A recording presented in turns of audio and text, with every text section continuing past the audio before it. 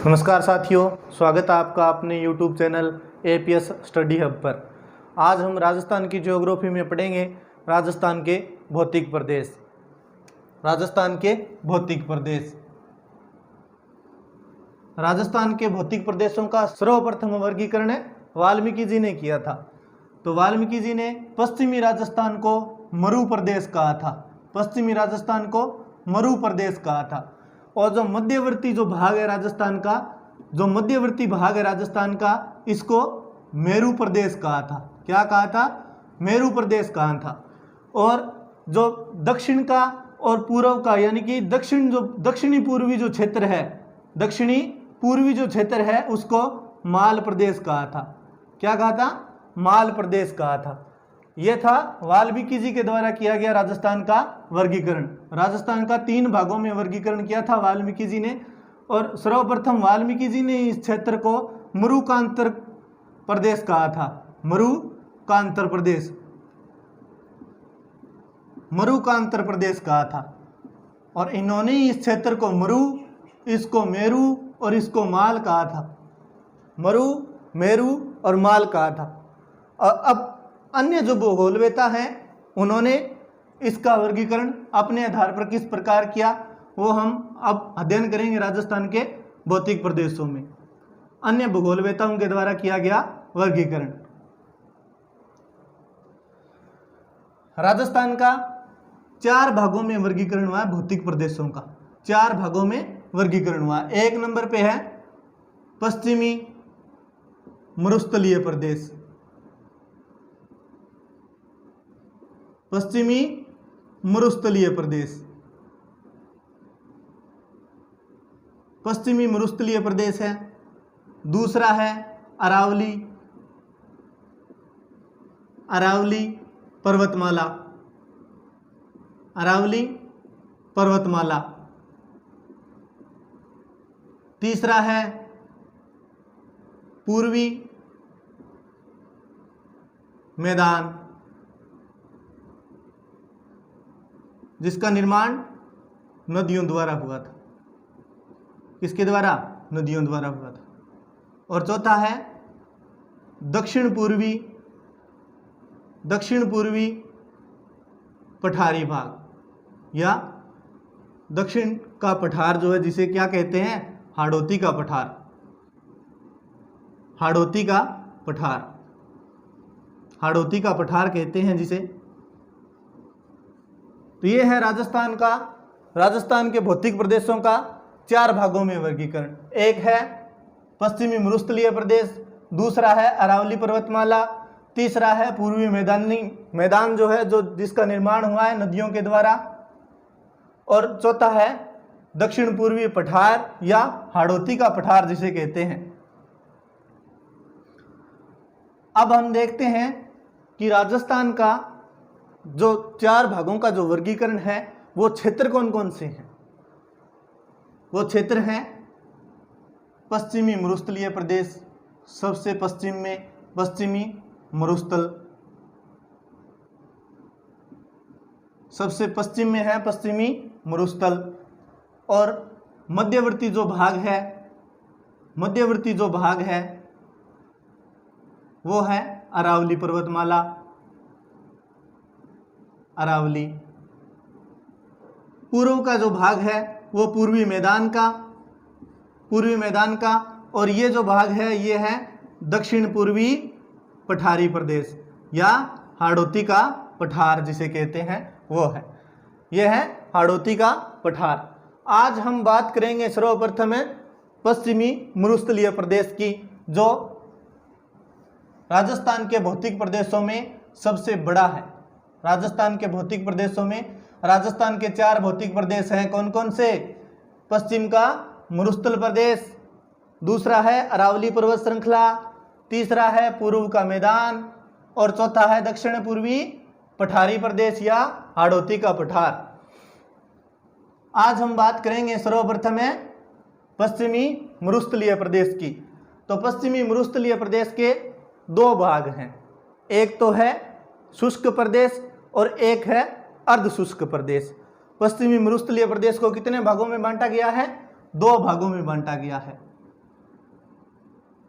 एक तो है शुष्क प्रदेश, शुष्क प्रदेश,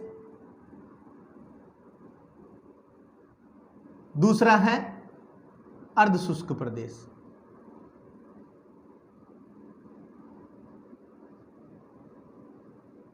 अर्ध शुष्क प्रदेश। इससे पहले हम देखते हैं कि पश्चिमी मरुस्थलीय प्रदेश की अन्य जो विशेषताएं हैं, जो जानकारी है सामान्य, वो उनके बारे में अध्ययन करते हैं। राजस्थान का जो पश्चिमी मरुस्थलीय प्रदेश है, जिसे थार का मरुस्थल, राजस्थान का रेतीला मैदान, अन्य नामों से भी जाना जाता है, तो सबसे महत्वपूर्ण नाम है थार का मरुस्थल। थार का मरुस्थल, थार का मरुस्थल। और दूसरा है रेतीला मैदान, रेतीला मैदान।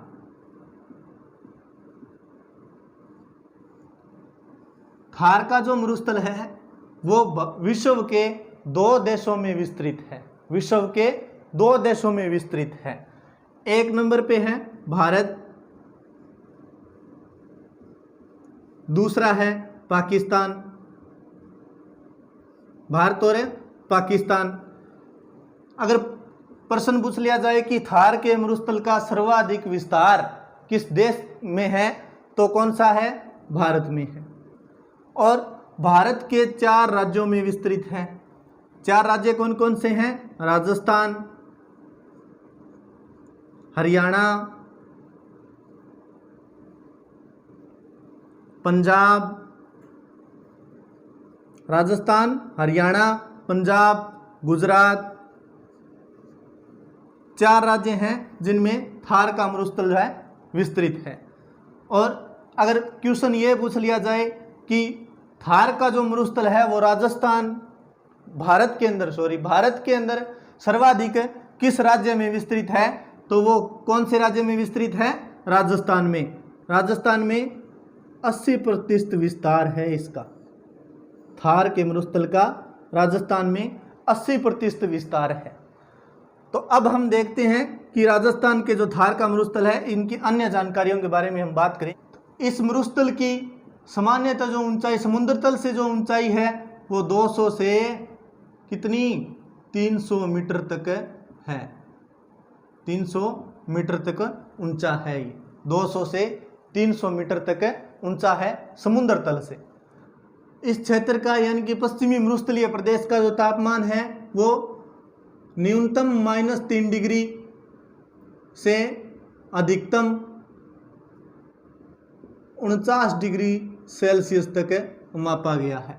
न्यूनतम -3 डिग्री से अधिकतम 49 डिग्री सेल्सियस तक मापा गया है। और इस क्षेत्र में एकमात्र विश्व का एकमात्र ऐसा मरुस्थलीय प्रदेश है जहाँ पर सर्वाधिक जनसंख्या निवास करती है। सर्वाधिक जनसंख्या निवास करती है। राजस्थान की कुल जनसंख्या का 40% भाग कहाँ निवास करता है? थार के मरुस्थल के अंदर। जो राजस्थान का जो थार का मरुस्थल है या पश्चिमी मरुस्थलीय क्षेत्र जिसे कहते हैं या रेतीला मैदान जिसे कहते हैं, वहाँ राजस्थान की 40% जनसंख्या है वो निवास करती है। और यह राजस्थान के कुल क्षेत्रफल के 60% भाग पर फैला हुआ है। यह राजस्थान के कुल क्षेत्रफल के 60% भूभाग पर फैला हुआ है। और एकमात्र ऐसा भी मरुस्थलीय प्रदेश है जहाँ पर सर्वाधिक जैव विविधता पाई जाती है।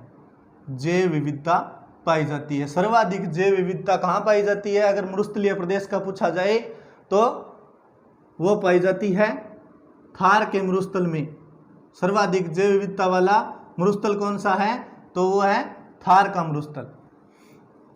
और यहाँ पर मुख्यतः 2 नदियाँ हैं, प्रमुख नदियाँ हैं इसकी। वो है, एक तो है घग्गर,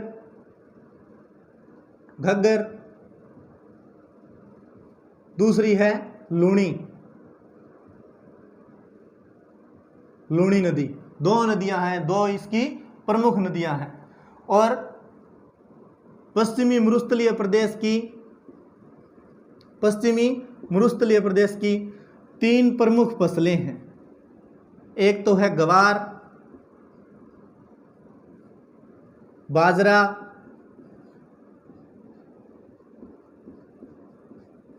और तीसरी है मोठ। गवार, बाजरा और मोठ 3 प्रमुख फसलें, और ये थी राजस्थान के पश्चिमी मरुस्थलीय प्रदेश की विशेषताएं। अब हम देखेंगे कि पश्चिमी राजस्थान के जो मरुस्थलीय प्रदेश है, जिसे रेतीला मैदान कहते हैं, उसको कितने भागों में बांटा गया है।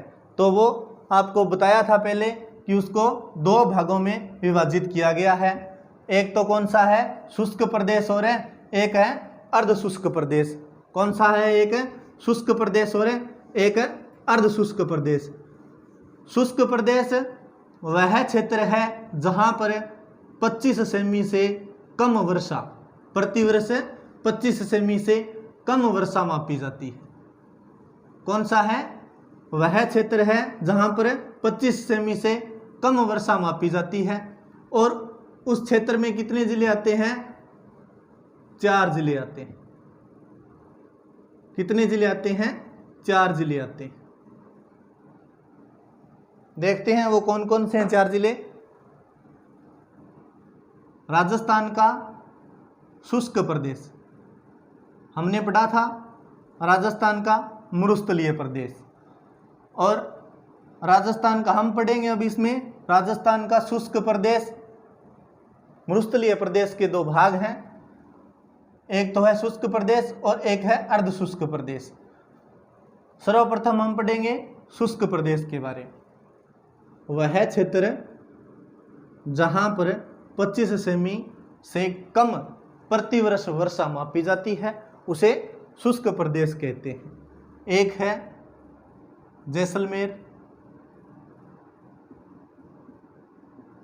जैसलमेर, जोधपुर का कुछ भाग,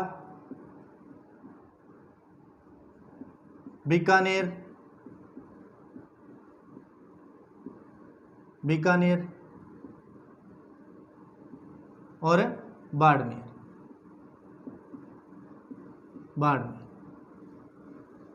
इस रेखा को 25 सेमी समवर्षा रेखा के नाम से भी जाना जाता है। किस नाम से, 25 सेमी समवर्षा रेखा के नाम से भी जाना जाता है।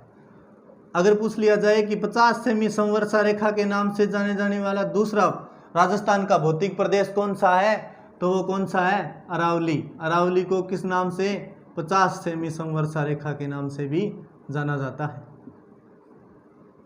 हम बात कर रहे थे मरुस्थलीय प्रदेश के शुष्क प्रदेश की, मरुस्थलीय प्रदेश के एक भाग शुष्क प्रदेश की।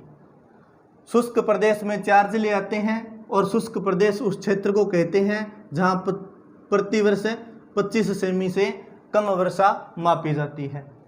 और अर्ध शुष्क में 8 जिले हैं। मरुस्थलीय प्रदेश में कुल 12 जिले हैं, जिसमें से 4 जिले शुष्क प्रदेश में और 8 जिले अर्ध शुष्क प्रदेश में आते हैं। कुल कितने हुए, 12 जिले। तो ये पश्चिमी मरुस्थलीय प्रदेश में 12 जिले आते हैं। 12 जिले देख लो पहले कौन कौन से हैं। गंगानगर,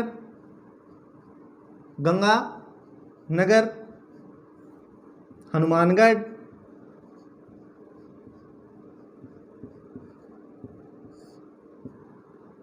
चूरू, सीकर, झुंझुनू,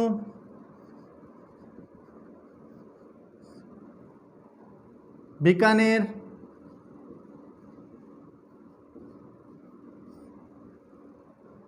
जैसलमेर,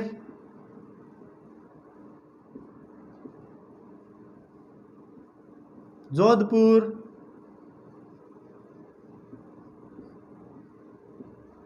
नागौर,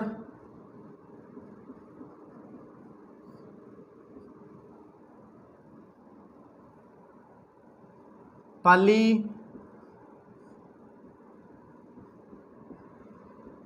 बाड़मेर, जालोर, ये कुल 12 जिले हैं जो पश्चिमी मरुस्थलीय प्रदेश में आते हैं, और एक जिला ऐसा भी है जिसका कुछ भाग आता है उत्तर पूर्व का, कुछ भाग सिरोही का भी आता है, सिरोही का उत्तर पूर्व का कुछ भाग आता है। कुल कितने जिले हैं? 12 जिले।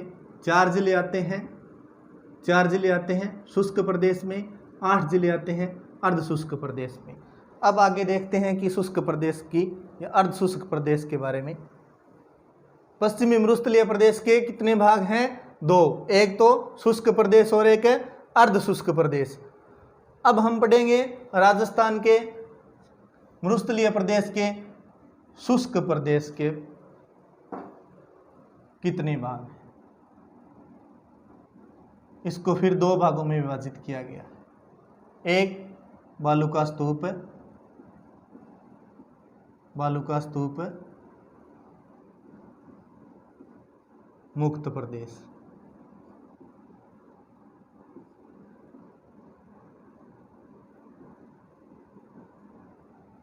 दूसरा है बालू का स्तूप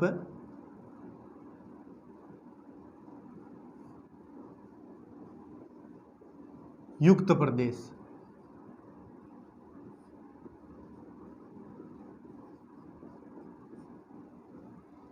राजस्थान के भौतिक प्रदेश के 4 भागों में वर्गीकरण किया गया।